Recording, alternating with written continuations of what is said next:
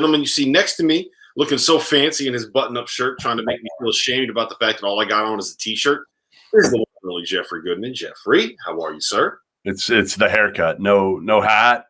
No, I got to record something after this. Otherwise, I'd be in a T-shirt and a hat. But yeah, I was gonna say, like you look sharp. You got a haircut. You're dressed up. I mean, look at the back. Look at the background. You got a new background. Like I don't even know who you are anymore. You don't even recognize me. I know. Well, that might be a good thing after yesterday's. Although I think my wagers that I gave on this stream were okay, but man, when I doubled down on Tennessee at the half, and it was just it wasn't great. It wasn't great. I punted off a whole bunch of money on Tennessee. Like my record yesterday was actually pretty good. I think I went 6-3. But yeah, I mean, when you bet real heavy on one team and they end up losing, it can kind of torpedo what your day could end up being. So, no doubt. What was the biggest storyline for you coming out of Saturday's games? I think I know the answer. I don't think you do, because I don't know if there was one that stood out. I mean, mine would be, I guess, all right, fine. You want me to be honest? Mine would be all the Kansas fans that are celebrating like they won the national title and beat the number 2 team in the country, when I don't think they beat the number 2 team in the country. That was not the number 2 team in the country. That was not the Baylor Bears last night that showed up in Lawrence, Kansas.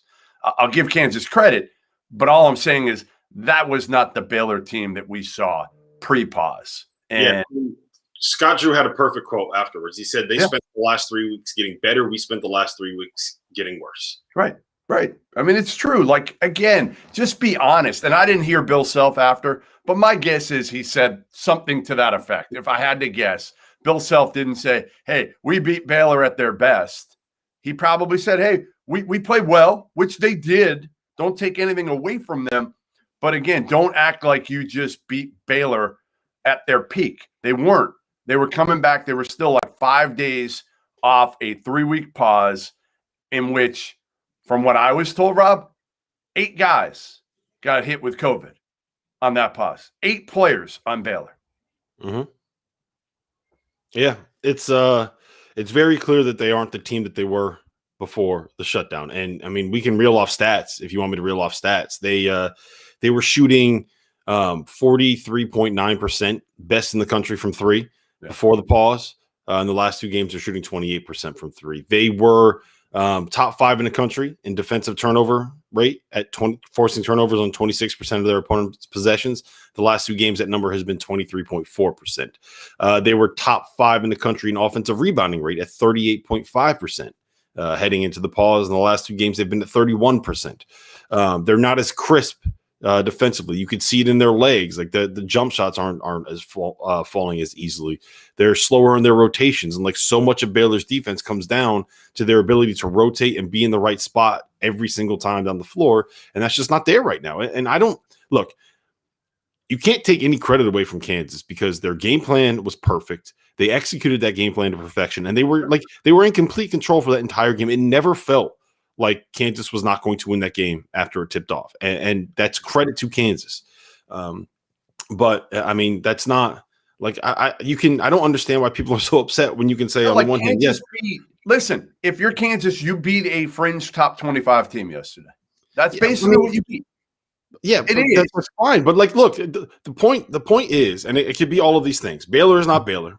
Kansas played really, really well, and Kansas has gotten better. They've gotten better. Yes.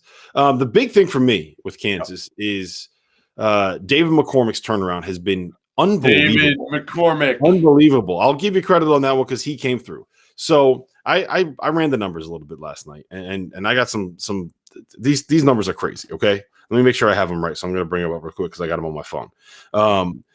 Prior to league play, there was a point after the first game against Texas Tech, when McCormick was just awful, that he had a usage rate over 30, which is just like exceptionally high, and an offensive rating, and an offensive rating of 75, which is like just atrocious. He missed every shot. Remember, he was falling away on every single shot, missing everything around the basket. In league play, his offensive rating is 116. And his usage rate is 28.5. I'm going to put some context on this, okay? Luka Garza's offensive rating is 124.2, and his usage rate is 31. True Timmy's offensive rating is 129.3, and his usage rate is 26.4. Hunter Dickinson's offensive rating is 119.7, and his usage rate is 26. In Big 12 play, David McCormick has been on par with the best three big guys in the country when it comes to the offensive efficiency and their ability to create in the post. And combine all of that with the fact that over the course of like the last 7 games on this recent run, Kansas has not given up more than 1.0 points per possession in any of those games. They figured it out. We wanted to know. Let me interrupt you. Anthony's saying excuses. Michigan was fine. They handled it. You're right. Juwan Howard did handle it smarter. He didn't play right away. He waited. He waited 9 days coming off the pause. There's also a huge difference too. Baylor had players that got sick. Right. Michigan had to go into lockdown because there was a positive in their department. Right. Yeah. Nobody got hit. There's a while. People don't get this. That certain kids, yes, you're asymptomatic and life goes on and you're fine. Other kids, you get hit with COVID. Like I talked to those Baylor kids, Rob. I did that story. Remember, I talked to all of them over Zoom. Mm-hmm. There were a few of them that looked like they had no energy talking to me. They were flat out gassed. So to me, you've got that, and then you've got the long layoff. And again, some guys come back quicker than others, but it's not apples and apples with every shutdown. So cut the shit. Yeah, look, that's a very, very important point that we just made there. Baylor, there were 2 shutdowns, right? Baylor was shut down for 2 weeks and then Michigan was shut down for 2 weeks and then had a week to practice and didn't have anyone get sick. Baylor was shut down for 3 weeks, had 2 days to practice to get back into it, and had, like you mentioned, 8 players on their roster get COVID.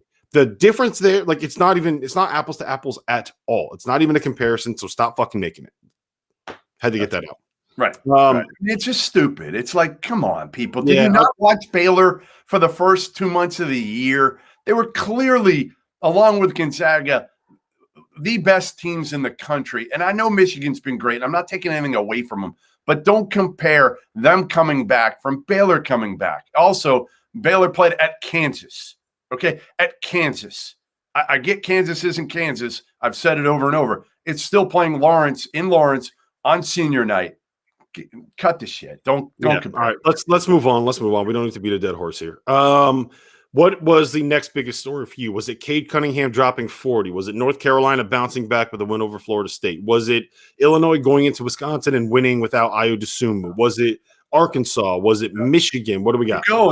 Keep going, Robert. You may never get it. I mean, Louisville losing at home to Louisville and putting themselves back on the other side of the bubble. They have finally worked their way onto the right side of the bubble, and now they lose to Louisville at home when Matthew Hurt goes for like 100.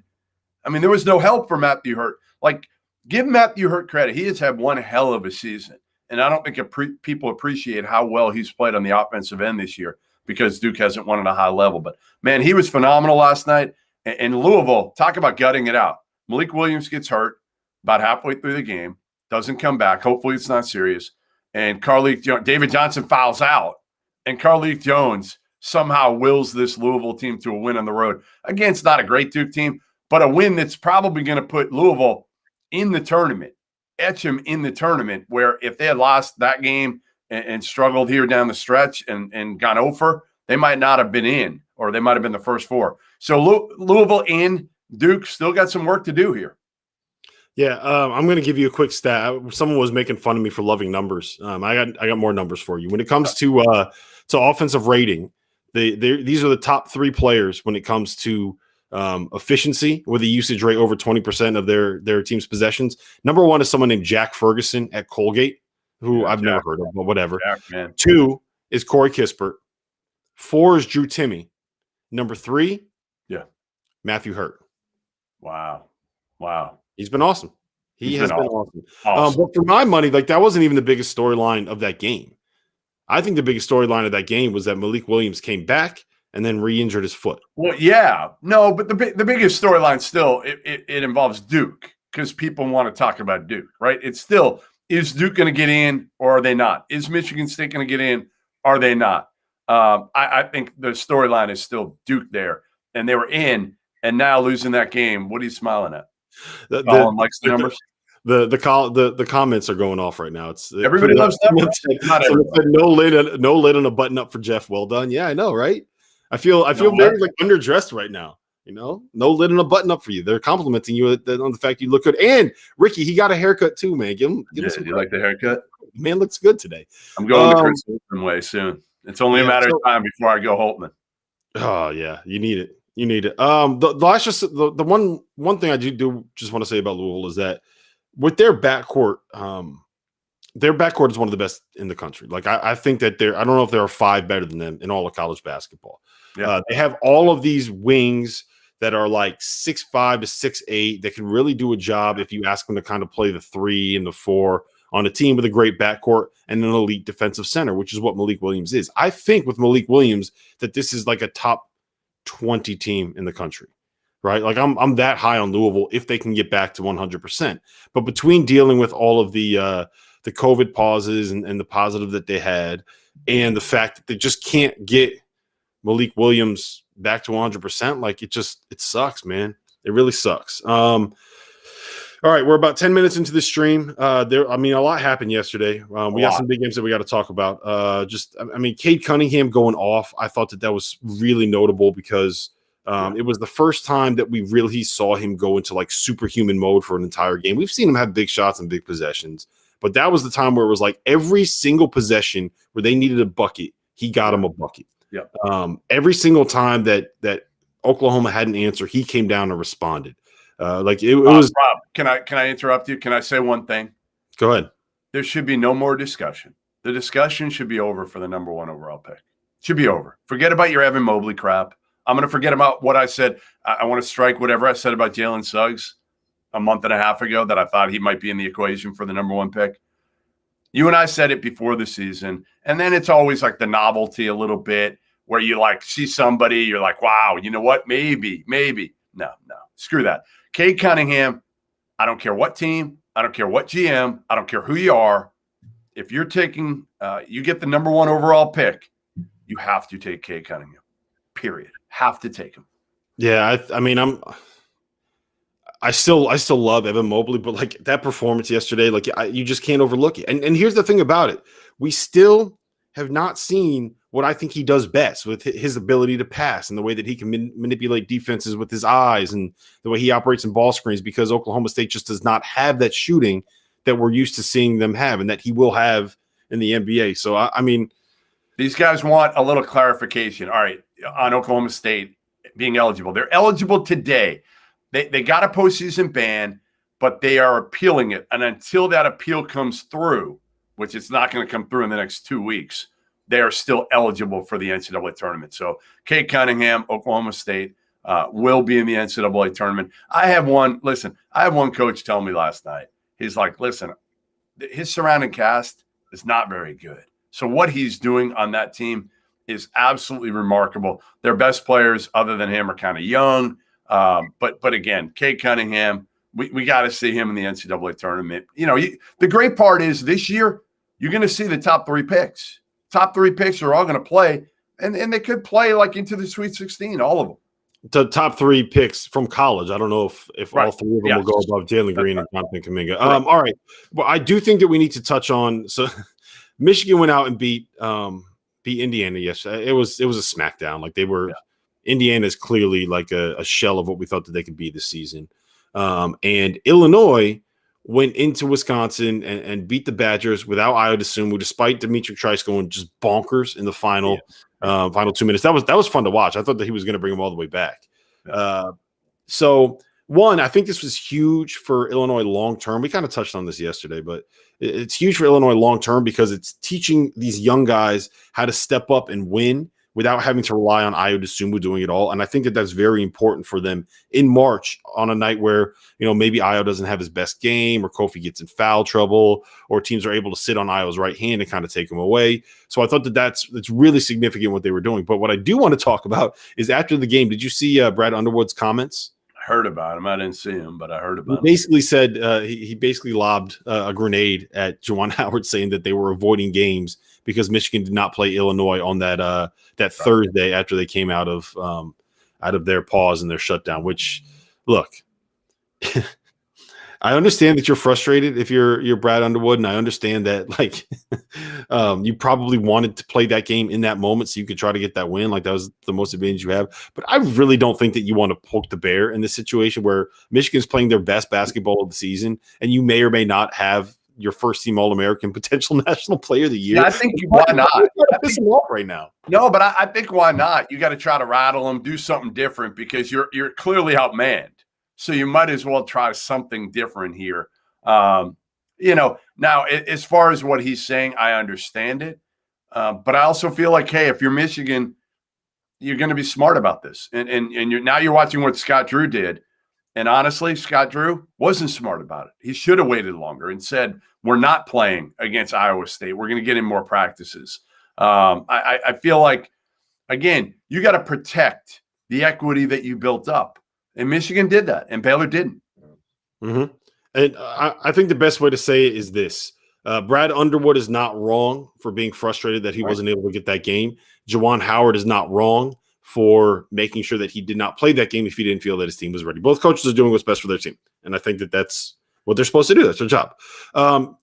I think that we finally made it, Jeffrey, because we have bots popping up in the comments section asking us if we want to be famous so we can buy followers. So I would not click that. That is not a sponsor that we're getting paid. I will not click that. We're getting paid by our partners over at Bet Rivers. Those are the guys that go to Bet Rivers. Don't go to whatever this big follower. Please don't go to bigfollows.com. We don't need anyone turning into Russian bots. No. Fire Chris Collins said that watching that comeback was not fun if you had the under in Madison. I've had beats like that too, man. I've had beats like that too. And what else? Oh, man. Creighton lost. Arkansas won. What, do we even need to mention Tennessee? Like, just such a train wreck. Tennessee, awful. Minnesota, awful. I don't think Tennessee is quite on Minnesota. Like Minnesota's just messy. Tennessee can turn it around. Shout out! We got to give a shout out to North Carolina for that win that they got. Like that was a huge win for them. Probably got them on the right side of the bubble for now. Texas Tech, they're back. Snapped that 3-game losing skid. Good win. Good win for Beard. And I mean, listen, again, I love this time of year because now you've got all these games that are meaningful games every single day. Like every day you got good games that either mean something for seeding or mean something for, for bubble teams. Not a ton of them today, but you got 2 heavyweight games today that we should get to. Yeah, we got 2 big games. All right, let's. Where do you want to start with? I think there's 3 really good games on the schedule for tonight. Well, I guess for today, for this afternoon. The big one is Iowa at Ohio State. Right now at Bet Rivers, that line is Iowa getting 3.5, and the total I believe is 158. Let me just double check to make sure that's 156.5 now. So that total's coming down. Yeah, we'll find out. I'm not touching this until I find out whether Kyle Young is playing or not. And after shoot around, I'll probably find out somewhere mid-afternoon, early afternoon here. What time's that game? 4? That's a 4? Yep. Okay, so yeah, we should find out here shortly whether he's going to go or not. Is it an ankle he's dealing with? What's he dealing with? I can't remember. What is it? Is it a foot? No, I don't know. I can't even remember what it is. But he's just so important to their team. So important to their team to me. And again, we've talked about it. Ohio State needs everything. They need all their pieces. It's kind of a sum of their parts type team. And he works so well with E.J. Liddell. They're given 4 at this point. And I think if he's not playing, I would take Iowa and take the points. If he's playing, I'd probably take Ohio State. It's that simple for me. Yeah. I'm really worried about Iowa's ability to guard the way that Ohio State wants to play. Like when they spread the floor, the pace and space stuff they do, like trying to match up with E.J. Liddell. Like don't forget the last time these 2 teams played, it was in Cedar Rapids. Iowa City. It was in Iowa City, and Ohio State won 89-85. If Kyle Young doesn't play, I think that the over becomes very, very interesting because I don't know how. Like that's their biggest body. And like Zed Key is good and strong, and I think he's got a pretty bright future. But I don't think you want Zed Key trying to go 1-on-1 against Not yet. Yeah. Not yet. Especially when Luka Garza just kind of got his ass kicked by Hunter Dickinson and now he's pissed off. Yep. Good luck with that, guys. You got a pissed off Luka Garza on your hand. That's gonna be tough to deal with. But yeah, I'm not convinced that Iowa's defense is really solved anything after watching them against Michigan. So I think I kind of like the over in this spot. Especially if that total keeps coming down, let it go all the way down and see if you can get it on the bounce back at 155 or 154 or something like that. So yeah, I'm a little wary of taking a side. I think you're right about that, but I like the over, especially if we just keep coming down. Fade the public, guys. Fade the public. All right, what else do we have? I think Michigan State at Maryland. Michigan State is getting 3 points. The total there is 134. Actually, I bet Rivers right now it's Michigan State getting 2.5. That total is 134. Jeffrey, are you getting back on Sparty with me? Yeah, I think so. I mean, again, Maryland's so hard to figure. But yeah, I think I'm probably, I don't know. I mean, again, Maryland's just that team that it's so hard to feel good about going with or against them. They're completely helter-skelter. But I guess I'm just saying, Michigan State's got some momentum now. Aaron Henry's playing like a first-team All-Big Ten guy. Langford looks healthier. I mean, the thing you worry about is obviously point guard play, but it's not like Maryland has the greatest point guard play either. So I don't think they're going to be completely exposed in that area. What are you going with here? I like Michigan State. There's a couple reasons for it. One of them is that the way that Maryland creates mismatches and the way that they function is by kind of having all the versatile pieces and everybody 6'5" to 6'7" and switching everything and spacing out the floor that style of roster build. And I think that Michigan State, when they're playing with these four guards out there, can match up with that. I think that they can match up with it really effectively. And I would argue that Michigan State has the much better players in that situation. If Josh Langford and Aaron Henry really are these guys and playing the way that they're playing, that's something that I do think you need to take into account because they're probably going to be the two best players on the floor. Rocket Watts playing within himself is significant because it gives them another creator. So I really do think that Michigan State has turned a corner here. I know that the last time that we saw them play against Ohio State, they did get a little bit of a benefit of some friendly officiating and a friendly whistle. But at the end of the day, if you're going to say I can have the two best players on the floor, I can have Tom Izzo against Mark Turgeon, and I can have 2.5 points. It's kind of how I felt to some degree with Bill Self yesterday. It was now that's a different one at home, but it's still Bill Self, Tom Izzo. If you're getting points with those guys, it's hard to go against that, isn't it? Yeah. I want to shout out Colin Gorham. He said, I can't believe Langford's been at Michigan State so long that he's bald now. Oh, man. Harsh, Colin, harsh. One other thing I did just want to address, I can't remember who said it, but someone asked about taking Iowa when they don't have Jack Nunge. Look, losing Jack Nunge hurts because he gives you another big guy that can kind of space the floor, and he's been playing better. But I still think that all that does is just mean that Luka needs more minutes on the floor. I do think that we're probably going to see more of Keegan Murray instead of Jack Nunge. And my least favorite lineups that Iowa would run out is when Jack Nunge played with Luka Garza.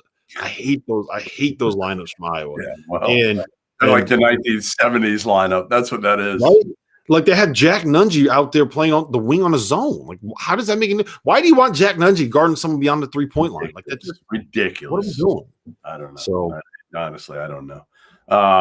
My boy Evans Desir is playing tonight. Oh God. What do you mean? Why do you hate Evans Desir? I don't. Did you see my boy LePepe? Did you see my boy LePepe last night? Yeah, I did. The hit he took. Yeah. He took that hit, man. He took that hit and got right up. Yeah, he did. The only thing. Who's got better hair than LePepe? Who's got better hair? Nobody. I was going to say Matthew Meyer now that he's got the mullet, but nobody does. Yeah, no. The chat is asking for your new top three, Goodman. It's just Gonzaga, Michigan, Baylor. That's all. Yeah. I'm dropping Baylor one spot. That's it. Yeah, I mean, you have to. You have to. Right. Because we don't know what they're going to be. And I just one last point, and I don't want to beat a dead horse here, but I think even the most staunch Kansas fans can agree with me on this. I really want to see Baylor find a way to get back to what they were, because based on everything that program went through, said like 18 years of Scott Drew trying to build that thing up, and he finally has it to a point where they can legitimately go out and win a national title at Baylor, and to see both of these seasons get torpedoed by COVID, like it would just.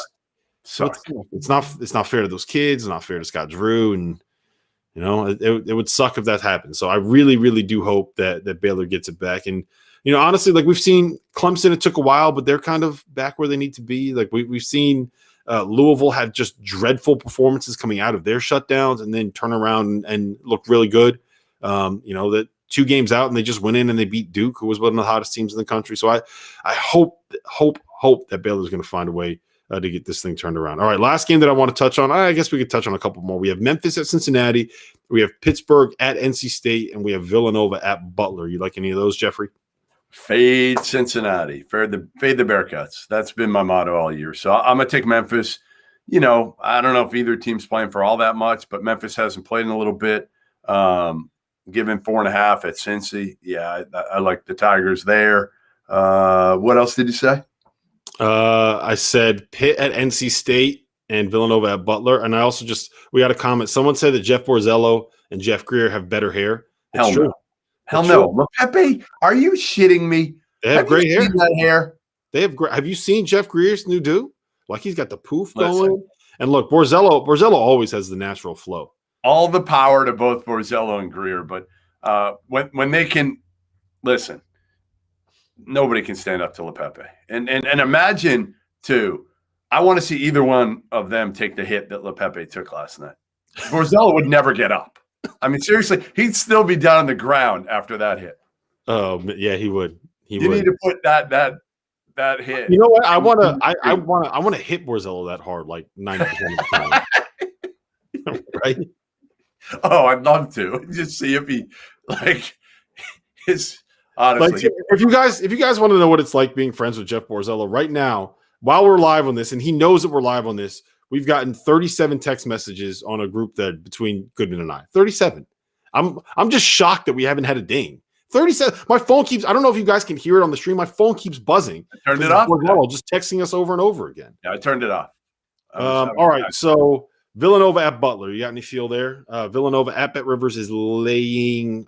It was 11.5. No Aaron Thompson, from what I'm told. So I'm not taking Butler if they don't have Aaron Thompson. I would go Villanova if I'm going to do anything, but Villanova giving 11. Yeah, I mean, I'd be apt to go Villanova, but I don't love it. And Pitt is a mess, Colin. Pitt is a mess, but man, you're getting 7.5 against a crappy NC State team for the most part. I know they played well lately. I'm staying away from that. What happened? What's going on there? Do you have any insight? I don't know yet. There's been so many other things going on that I didn't have a chance to chase down what is going on with those 2 players leaving. But you took a couple steps forward. They were going to be good next year. I mean, that's the crazy part is Pitt was going to have a chance to be like maybe an NCAA tournament team if everybody came back next year. And now they're gonna be like Kevin Stallings' Pittsburgh teams potentially.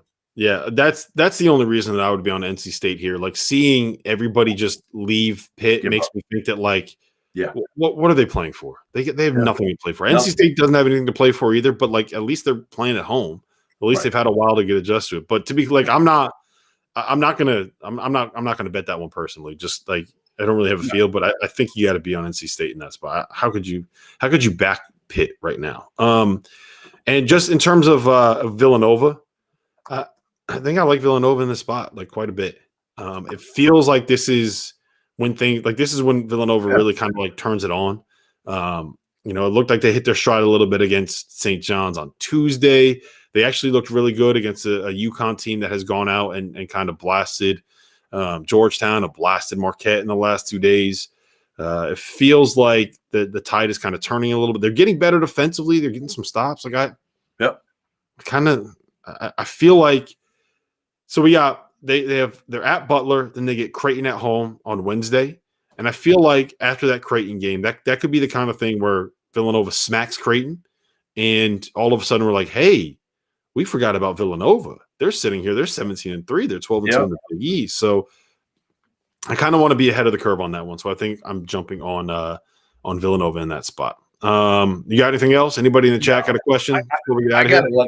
Honestly, I just feel wrong in this right now without a hat and this. I need to get done. We need to finish this pod so I can get the hell out of this.